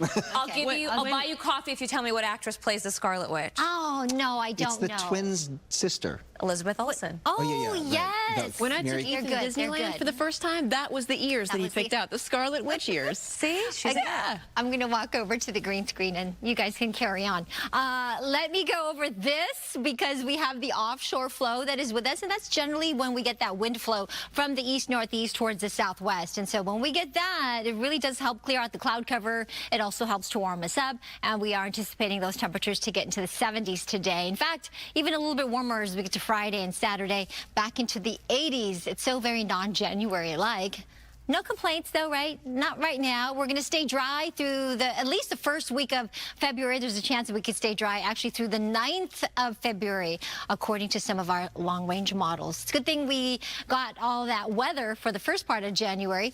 Yesterday, we warmed up to 75, but yes, first 4 days, we totaled almost 2.5 inches of rain. And for the season, we're actually doing really well because we did get some rain as well in October and November. So we still have our surplus of over 7 inches. Today, we're expecting 73 degrees. That's above the average of 68. Our sunset time at 5:19 this afternoon. Here are the highs. 74 today in Burbank, 73 downtown LA, 74 in Pasadena, 73 in San Bernardino, 53 in Big Bear, to that 75 in Riverside. All right, let's head over to Samada, get another look at our traffic conditions out there. Hey, Samada. Good morning, everyone. It looks pretty good weather-wise, not so great traffic-wise. We do have 2 collisions not too far from each other. On the west side, westbound side of the 10 at Bundy Drive, 2 vehicles collided here, taking away the number 4 lane, the slow lane, and it has you slow backed up all the way to the 405. So just a heads up, give yourself extra time. Tow trucks are en route there, and the collision that happened moments ago, it's going to be the southbound 405 right there at National Boulevard. 3 vehicles collided here, just happened, and already we're looking at delays quickly adding up. But here's a live Caltrans camera look, the 101 right there, looking pretty slow. The northbound stretch, Pilgrimage Bridge, and the opposite direction, moving along a little better there. Back to you, two. All right, Samana, thank you. Happening today, jury selection is set to begin at California's Superior Court. This is a case against Instagram, TikTok, and YouTube. The companies facing accusations from a 19-year-old plaintiff claiming the sites are designed to deliberately get kids addicted, heightening depression and thoughts of suicide. The case could test the limits of a federal law that protects companies from being liable for what their users post. The case is one of many against social media companies set to go on trial this year. Meantime, Governor Newsom has launched an investigation into reports of TikTok suppressing anti-Trump content. This comes just days after the platform averted a nationwide ban by finalizing a U.S. ownership deal backed by the president. There have been complaints that videos critical of the president are receiving 0 views or far lower counts than normal. TikTok has not publicly responded to the allegations of censorship and says it's dealing with widespread service issues because of a data center power outage.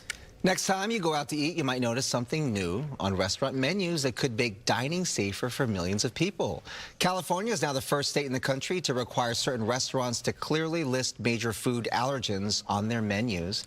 The new law applies to chains with 20 or more locations and requires the big 9 major food allergies like milk, eggs, nuts, and fish to be disclosed either directly on the menu or through a QR code. Chains have until July 1st to implement the new changes. It's a good acai bowl. I love Right? acai bowls. Yes. Love acai bowls. All right, a lot of people excited about the Super Bowl, of course. It's coming, and it's because the game itself. Are people excited about the game itself or the halftime show? I think Sometimes it's a toss-up, right? Yeah. Toss-up again. Organizers are making Bad Bunny fans even more pumped for his big performance with the launch of new merch. So to get fans prepared, the Puerto Rican superstar and the league are collaborating on this. Bad Bunny designed two limited edition capsule collections called the Concho Collection. All the items are available now for pre-order with prices starting at $40. And this launch is historic. This is the first time NFL merch will feature Spanish translations of Super Bowl branding. Wow. Bad Bunny will hit the stage at the Apple Music Super Bowl halftime show on February 8th. That figure has something to do with Bad Bunny? Do we know? This is like... Oh, they Oh. All I know is my Puerto Rican father got me for Christmas a shirt that said the Bonito Bowl on it. So this is por la cultura. This is for the culture. Yeah. Okay, so it's the Super Bowl is just 12 days away, right? Levi Stadium getting a fresh look for the big game. Look at this. They've got new signage. Structures are now in place. At the same time, transit officials are making sure out-of-town fans can get around smoothly. They have announced that they've tuned up their system, improved ticketing, and stepped up security with a dedicated emergency operations center. Also, fans leaving the big game will be able to depart from 2 separate light rail stations, cutting the wait times in half. Back here at home, the Dodgers are stepping off the field and into the community, partnering with a local nonprofit, helping families put food on the table. Yeah, Brooke is live in Northridge, where thousands of pounds of groceries are being given away. Good morning. Hey there, good morning. Yeah, I'm live here in Northridge at Christie's Foundation. Just take a look at this. This is really my favorite part about being here. The enthusiastic volunteers. They are getting ready for another big giveaway. That's what they do here, just take care of the community. Hello, everyone. Good morning. There are even more volunteers outside. They are really taking care of people and each other. Christy, come on over here. Talk to me. Let's talk a little bit about what you do here. I'm happy to be here with you, as always. Tell me what's happening today. We are having Dodger Day, so we're giving out groceries to families, gift cards, $100 gift cards, Aldi, just basic Dodger Day. We're having the community tour. Yeah, tell me about that, because not only are you giving away groceries, you're kind of giving the dignity to them of being able to shop for themselves a little bit, too. Yes, so people can come in, and they may not want, tomato sauce. They may want the other canned goods, so they don't have to take it. So that way there's no food waste. I love that. This young man here, this is your son, and you're smiling. And, your mom built this, and it's a pretty amazing organization. I was looking for a good word, and they kept not being big enough in my brain, right? But this is a pretty amazing organization. How proud are you of her? I'm super proud, honestly, because in this day and age, too, especially everything being so expensive with gas and groceries, I feel like this helps out a lot. So honestly, see my mom do this and be able to help her out, it's honestly makes my day, and it's amazing being able to change their life and having people, I guess, people can spend money on other things instead of groceries. Yeah, I love that. So how can people help out? How can people help donate to your organization and really help you give back to the community? So we take monetary donations. They can make the donations on our website at christiesfoundation.org. Love it. And we can service more families. All right, thank you so much. We're here all morning, and it's just such a good cause. So if it's on your heart, give back. Back to you. Right, well said. Thank you, Brooke. Okay, entertainment is sponsored by Yamava Resort and Casino. So last hour, we asked you, what matters most when you're picking an airline? And here is what you had to say. Okay, most of you, the ticket price. I get that. Yeah. Boy, comfort and amenities just doesn't matter to y'all. It just matters the least. I mean, not The a reason route, to pick. Trip time is a big deal, airline. right? Because you hate it when you have to wait for another 3 hours. It extends the trip to 10 hours, right? Airport location, okay. Well, ticket price fees. Okay, we get it, we get it. We're all on a budget, we are. Let's get over to Amanda, though. She's got a special guest with her. Good morning. I sure do, Jen. Thank you so much. Get ready to kick off 2026 with a little heart and a lot of laughs in the new Netflix series Freebird. When his daughters are accepted into an elite private school, shirtless party legend / stand-up comedian Bert Kreischer moves his family to Beverly Hills. It stars comedian Bert Kreischer, but a standout leading lady, a funny lady we are fans of. You could even say a familiar face on our station, the wife and matriarch in this series, Arden Marine. Check it out. Here she is in action. This place is so incredible, especially the LD department. Isla is going to thrive here. This is what I'm talking about. I should be there with you guys, helping the girls get situated, partying with other dads. No, it's okay, really. I got it. Hey, Joshua, Leanne. Kreischer, we met at drop off the other day? No? Did you just get dissed by another mom? Yeah, these don't mess around. Thank you. Hi, good morning. I'm not even going to say welcome. I'm going to say welcome back. Oh my gosh, I love Good Day LA. I got to co-host for a week when Jillian had a baby. Yes, you did, and you even did the weather. I did the weather. It was a lot harder than I thought it would be. What's harder, meteorology or Mad TV? Oh my gosh. Well, when you've never gone to meteorology school, I'm gonna say like sort of a pop-up meteorology contest was not easy. Not easy. And I But you learned did where great. I learned where Hemet was. Yeah, Hemet, Hesperia. Yeah, Hemet. There was a lot. It was hot in Hemet. It was always hot in Hemet every day. Ooh. Out in Hemet is hot today in Hemet. I love that you remembered Hemet. Shout out, extra good morning to all of our viewers in Hemet. Shout out Hemet. Shout out Keep Hemet. it real at Hemet. Put some sunblock on Hemet. Well, shout out to you. This series is so fun. Thank you. There is something about little kids and curse words. Can I just say? What is it with it? There is nothing funnier than little kids and curse words. Right. Okay, so the littlest one there, Lilu Lang. Shout out Lilu Lang.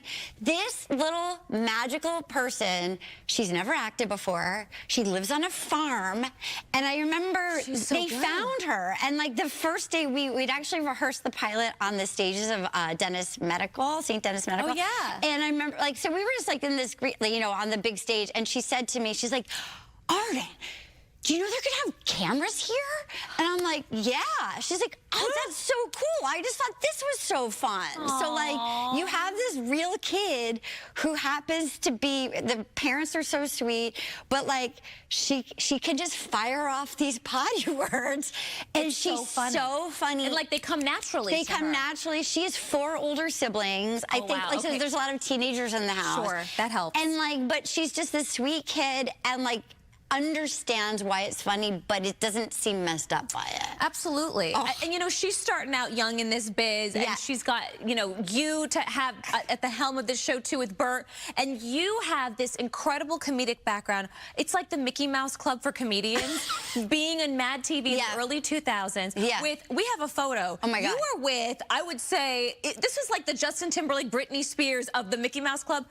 Keegan Peele. Yeah, Keegan Peele, Ike Barinholtz. Ike Barinholtz. Jordan Peele. Yeah. Keegan Michael Key, Bobby Lee. Yeah, it was really like, and Michael McDonald, it was really like, then we have Nicole Parker, Nicole Randall Johnson. It was, yeah, I was on the last 4 years that it was on. So it was like 2005 to 2009. Yeah, and it was interesting because I'd done sitcoms before then, and then doing that, it makes you like officially like a comedian. Like once you're on a sketch show. Yes. Because I grew up watching SNL, you know, it was always a dream. And so there's basically like 2 jobs that you can get on Earth, you know, and so it was so exciting and so cool to do that. Did you bring some improv to Free Bert? Because I feel like Bert Kreischer's down to clown. Oh my God, I love to improvise. I didn't really improvise much. Bert is definitely down to clown. I would say my physicality, so like the drumming on the belly, stuff like that. Like I like to sort of, in the moment, I'd love to improvise, but I didn't really know. You're rooting for your family in this series, though, because they're with these, and we can say it, like snobby, snotty, nose in the air, kind of elitist families. You guys are rags to riches in a way, your family. It reminds me a little bit of like old school Caddyshack, where you're sort of like, they're diving in. I mean, I know I related. My parents married on a dare. I grew up in this, like, I always just felt different. You know, we grew up in this town that was sort of little Compton, Rhode Island. A seaside town. And then people, like rich people would come in the summer. And I always just felt like weirder than them. And I think most people secretly, like growing up now, I realize every family has its quirks, but I remember thinking, oh, we're the different family. You know, like my dad was, I grew up with a shirtless dad. My dad was, I grew up in this, my dad looked like that. He drove a Mazda Miata with vanity plates. Those are cute cars. I was raised by this man, like this was like my dad. And so I think people can relate that when the world, when you feel like, you know, people have it so together, you look at Instagram, you look at like, we should all have this perfect life. I'm like, nobody wants to hang out with a perfect family. No. And everyone's had a conversation like I've had with Chanel, you know, where you're trying to be friendly and fit in, and they're like, what do you mean by that? Or it's like, you're twisting my words. You just be nice. I feel uncomfortable here. Just be nice. So, right. Yeah. And you root for your kind of family, too, that's just down to earth, salt of the earth. Yeah. Just love each other, close-knit. And it's heartwarming with being funny. That's what I loved about, I've never been a leading lady ever. This is my first time. Let's give her a round of applause towards that. Finally, you know. You earned that. And you look like a leading lady. Thank you, honey. I got the hair and makeup done like a leading lady. I've got the my jewelry. Extensions, do my earrings, Hirataka, honey. I wear them every day. Shout out. They're from Japan. I'll take more. I bought them myself. The leading lady look without the leading lady budget. You do look like a leading lady. Thank you. I feel really grateful that it's happening now. Like, I feel like, you know, I feel like board by board, nail by nail, I've built this house. I'm ready. I felt honored that it's with this show. I feel like I actually rewatched all my favorite leading ladies before I watched Terry Garr and Tootsie. I rewatched Susan Sarandon and Bull Durham. I watched like all the classics. Like I watched like Cher and Moonstruck, Holly Hunter and Broadcaster. I was like, they have humanity. They're complicated. They're flawed.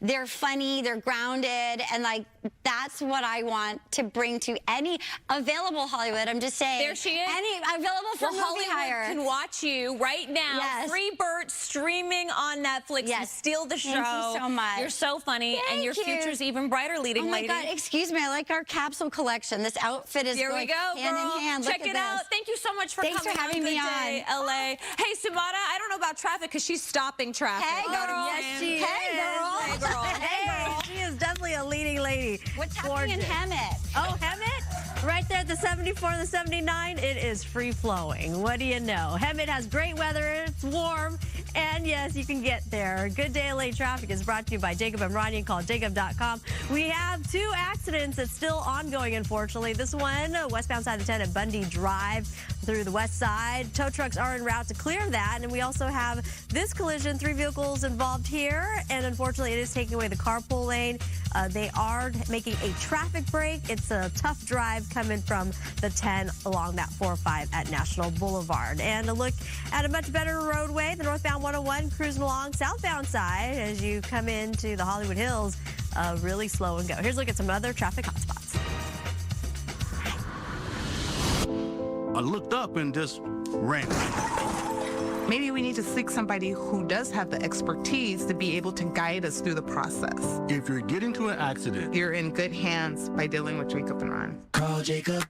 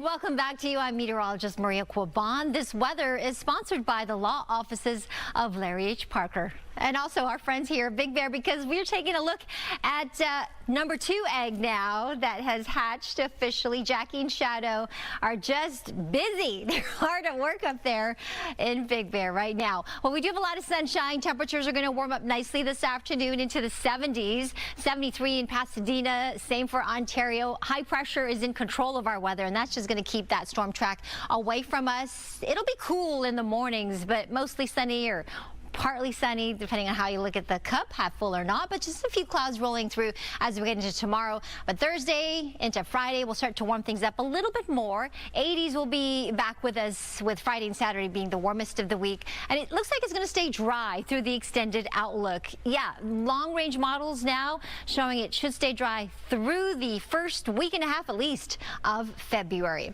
Temperatures on the sand today, if you're headed to the beach, 64 to 67. Those surf heights, 1 to 3 generally. Maybe a little smaller in Orange County, 1 to 2 feet to the 1 to 3 feet in San Diego. 67 for the coast. We're going to warm up to the mid-70s on Friday. That offshore flow will be a little bit stronger, but I think the winds will stay below advisory criteria. Downtown LA 73 today, up to around 81 on Friday. Valleys, Inland Empire, similar with those low 70s, but really ramping it up to 79 on Thursday, 81 for Friday and Saturday, staying well above average, as you can see through the extended outlook. The mountains, 53 degrees in Big Bear. The high desert areas also quite sunny with that 61, warming up to near 70 as we get to the upcoming weekend. And the Coachella Valley today, beautiful with that high temperature around 73 degrees. There's my weather. Back to you. All right. For almost 60 years, family-owned Pali's Pies has been a Southern California comfort food favorite.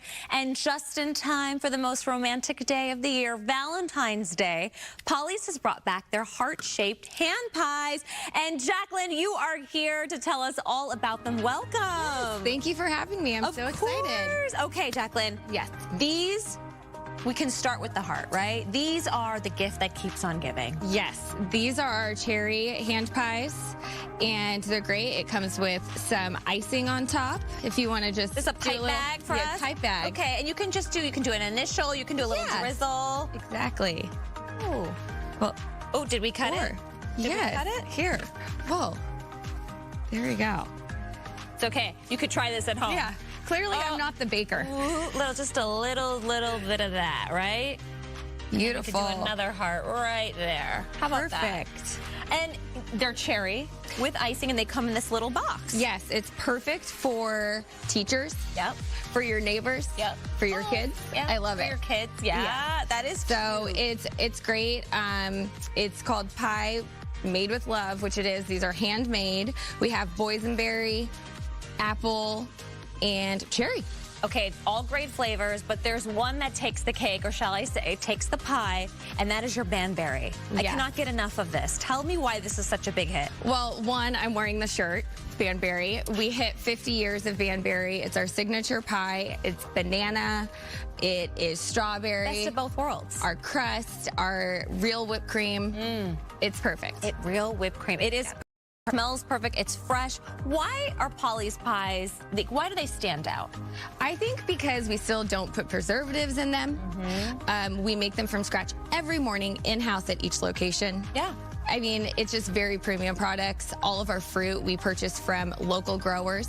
Oh, so, that's nice. Yep. Support local. Yes. So, you know, woman to woman here. Yes. Box of chocolates is great, right? For Valentine's Day, we like it. But a little box with a pie that's shaped like a heart, come on. I know. You're getting extra points for that. I think, and it's also, you know, you don't feel bad about eating it. Once you look at a box of chocolates, you're like, ooh. Right. I ate that whole box. Yeah. No guilt here. It doesn't look as bad after you finish it. And you could wrap it or put a ribbon or just give it as it is because it looks just good. Look, yeah, here.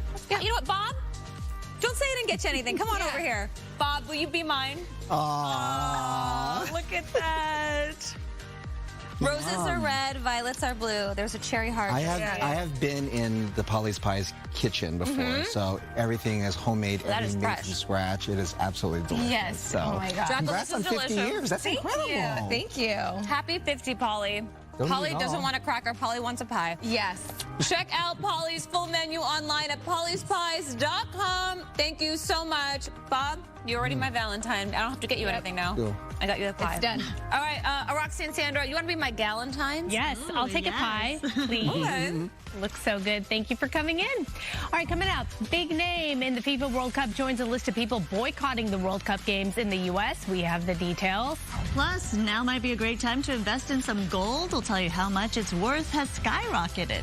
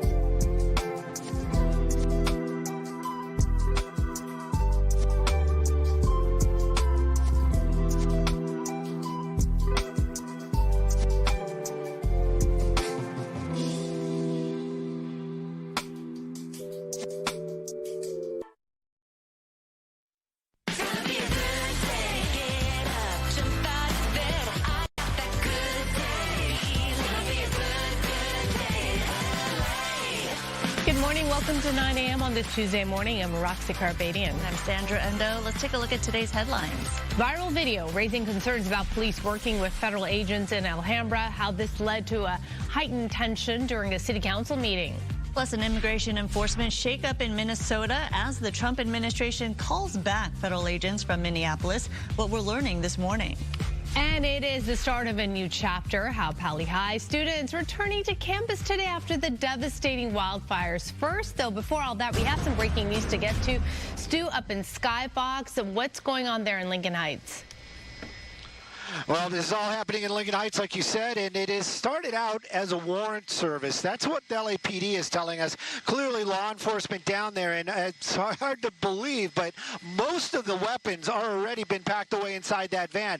After that warrant service, clearly they found a stash of weapons, and when I say a stash, I would venture to say probably the number of guns in the hundreds inside this garage. Now, this is all happening off of Manitou, 3400 block of Manitou in the Lincoln Heights area. Now, I believe these are going to be LAPD officers that are all down there. They all have police on their badges and on their vests, but unsure about LAPD being the ones involved. Definitely found a large stash of weapons. Unsure what the original warrant was, but right now they're loading up their evidence and soon will be out of here. Unclear if anybody was taken into custody and possibly even what the original warrant was wanted for. I'm Stu up in Skyfox, sending it back to Maria for some weather. Thank you for that. In the meantime, the weather does look pretty good out there. We've got plenty of sunshine. You can tell by our satellite radar pictures how clear it is across the southwest. High pressure keeping all that cloud cover and the storms well to our north. Temperatures right now starting to warm up a little bit from the chilly numbers this morning. It is now 32 in Big Bear, 54 in Santa Ana, 57 in downtown LA, 62 in Santa Monica, 55 in Oxnard. Palm Springs also in the upper 50s now. High temperatures today. It will feel nice to be out and about with that sunshine. 73 in Palm Springs, around 61 in the high desert areas. The mountains 53 in Big Bear, some breezes, but no advisories in effect. Downtown LA 73, similar conditions for the valleys and the Inland Empire. That is above the normal. 67 along our coast. How long will this dry weather pattern last? I'll have the answer coming up, my complete forecast. Back to you. Maria, thank you. The Alhambra Police Department being accused of working with ICE agents. The alleged incident was caught on camera, and Mario Ramirez is live in Alhambra with the very latest. Mario? That's right. It led to a large turnout at last night's city council meeting tied to this viral video. And what happens in the video may just last minutes, but reaction is still unfolding this morning. Take a look. Hi, sir. Are you working with federal agents? The federal ICE agents? I'm asking you a question. Are you helping out federal ICE agents? In the video recorded last week, resident Angie Vargas could be heard asking police if they're working with federal agents after she says an Alhambra police SUV cut her off while she was following what she believed were federal immigration agents. Now, seconds later, masked agents, she says, walked up to her vehicle and asked if she's a U.S. citizen. This clip now drawing strong reactions both online and at last night's city council meeting. Angry residents flooding City Hall, filling the council chambers and spilling into the hallways. Several speakers, including Vargas, during public comment accusing police of assisting federal immigration enforcement and targeting a resident for recording. Alhambra PD intervened and effectively handed me off to federal agents. What happened last week with Angie was a flashpoint. And when these moments of crisis happen, it's an opportunity to be bolder. To see the scenario of what's occurring now is surreal, I must be honest. My hope is that you take this moment, and it is a moment, everyone, to take up and look into what has occurred, seek the truth, and take action. Now, the city of Alhambra says its police department follows California's SB 54, which bars local law enforcement from assisting federal immigration operations. In response, a statement from the Alhambra PD says, in part, our officers responded to a call for service regarding a vehicle being followed by another vehicle that was running red lights and making illegal U-turns. It goes on to say officers parked their vehicle in between both parties to help with de-escalating the situation, end quote. Now, back out here live at City Hall this morning, it's quiet, but it was standing room only at last night's meeting. Afterwards, the crowd spilled out here out front for a short time, chanting and holding signs. For now, city leaders say that incident captured on video is under formal review this morning. Live in Alhambra, I'm Mario Ramirez. Sandra Roxia, back to you. All right, Mario, thank you for those details. Developing this morning as well, a federal judge is now ordering the head of ICE, Todd Lyons, to appear in court to explain why detainees have been denied due process. This is a major change in immigration enforcement as that's coming into us from Minnesota. An undisclosed number of Border Patrol agents expected to actually leave the state there sometime today. The switch-up follows the deadly shooting of Alex Preddy by Border Patrol officers less than 3 weeks after Renee Good was killed by an ICE agent. U.S. Border Patrol Commander Gregory Bovino, he is already leaving after being criticized for saying that Preddy was planning a, quote, massacre for law enforcement despite a lack of evidence. Bovino's place will be taken over by White House border czar Tom Homan, who will take over the operation there. And Homan will be meeting today with Minneapolis Mayor to discuss ways that they can actually work together on the immigration operation. He's obviously very qualified. He has the full trust and faith of the president. He will continue to have these meetings in the hopes that ICE and local law enforcement can cooperate and work together to have successful immigration enforcement, as we've seen in almost every other state across the country. Homan previously worked as acting director of ICE in President Trump's first term. He did also receive an award from President Barack Obama back in 2016. And we're learning this morning about the phone call President Trump had yesterday with both Governor Tim Walz and Minneapolis Mayor Jacob Frey. The governor and mayor both pushing Trump to reduce the number of federal agents, allow a full independent investigation into the 2 deadly shootings, and work with the state of Minnesota in a more coordinated fashion on immigration enforcement. Afterwards, President Trump said they had a, quote, a very good call. The governor and mayor also said the conversations were productive. The tactic change may not be enough to get Democrats on board, though, to pass a government spending bill. If that happens, the Departments of Defense, Transportation, Education, Health and Human Services, along with Housing and Urban Development, would shudder. However, because the current proposal does include $65 billion in funding for DHS, Senate Minority Leader Chuck Schumer says that his caucus won't give the measure the 60 votes it needs in its current form. The deadline to reach a deal and to avoid a partial government shutdown is on Friday. Back here locally, former Canadian Olympic snowboarder Ryan Wedding pleaded not guilty to running a billion-dollar drug trafficking ring. Wedding was taken into custody in Mexico last week, facing a federal indictment in the United States. Authorities say he moved as much as 60 tons of cocaine between Colombia, Mexico, Canada, and Southern California, and directed several murders as well. His attorney disputed claims that Wedding was in hiding in Mexico. Hiding out and living somewhere are 2 different things. And so I would characterize it as living. The government can characterize it their way. And hence, you know, why we have these judicial proceedings to determine ultimately how things turn out and whose interpretation of the facts is correct. Ryan Wedding is being held without bond. His trial begins March 24th in Santa Ana, but there is a mandatory pretrial meeting scheduled for February 11th. Thousands of nurses and healthcare workers at Kaiser returned to the picket lines this morning for day 2 of their strike. This was the scene outside Kaiser Permanente in Panorama City, with similar scenes at 7 other locations in LA and Orange counties. 31,000 healthcare workers are striking, demanding better staffing and fair contracts.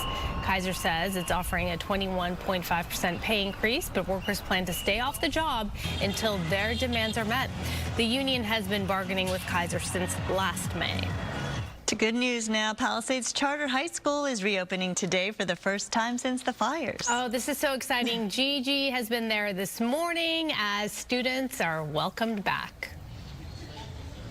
And they were welcomed back with a party. You had community members, you had parents, LA City firefighters, school police. Everybody was here to say welcome back. And right now it's really quiet on campus because about 2,400 students are exactly where they should be, in class and back on campus. Such a big day. And every student we spoke to was absolutely ecstatic to be back after 385 days of not being on this campus. Now, take a look, because it was January 7th, 2025, when the Palisades fire erupted, and one of the first major buildings to go up in flames was right here, the J building on this campus. We watched as one structure after another went up in flames. 36 classrooms were destroyed, about 40% of the campus. And what the fire didn't destroy, it damaged beyond use. So 2,400 students were sent to Santa Monica, to the old Sears building. They called it Pali South, and that's where they've been going to class.